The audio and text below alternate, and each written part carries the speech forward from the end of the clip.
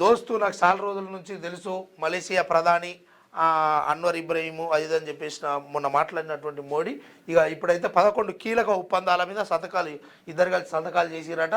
మీకేంది మాకేంది అనేది మనం పరిపాలన విభాగంలో ఎట్లా కొనసాగాలన్న విషయంలో ఇక ఫోన్ ట్యాపింగ్ మోదీ ఇంత బహిరంగంగా ఎట్లా అబద్ధాలు ఆడతాడు, ఎట్లా ప్రజల్ని మోసం చేస్తాడు అనేది ఇది ఒక పెద్ద ఉదాహరణ. ఉగ్రవాదంపై రాజీ పడమని చెప్పేసి చెప్తున్న మోదీ గారు మాది ఒక్కటే క్వశ్చన్ ఆపరేషన్ సింధూర్ ఎందుకు ఆపినవు?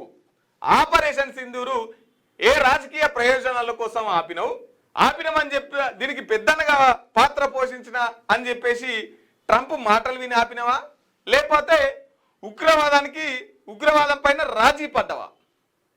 ఆపరేషన్ సింధూర్ను ఎందుకు ఆపిరు? అదే ఆపరేషన్ కంగారు అయితేనేమో చర్చలు జరపరు, ఆపరేషన్ కంగారు అయితేనేమో 100% నడిపించాల్సింది.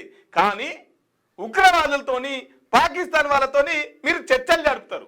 మళ్ళీ మీదకి వచ్చి ఏమంటారంటే ఉగ్రవాదం పైన మేము రాజీ పడం అని చెప్పేసి ప్రజల్ని ఇట్లా మభ్య పెట్టుకుంటూ వస్తారు. ఉగ్రవాదం పైన 100% ఆపరేషన్ సింధూర్ ఏదైతుందో మన భారతీయుల్ని పేరు చెప్పి మీ మోదీకి చెప్పుకుంటావా చెప్పుకో అని చెప్పేసి చంపినా కూడా వాళ్ళతోని రాజీ పడ్డటువంటి పరిస్థితి. ఆపరేషన్ సింధూర్ మధ్యంతరంగా యుద్ధం ఆపిరు కదా.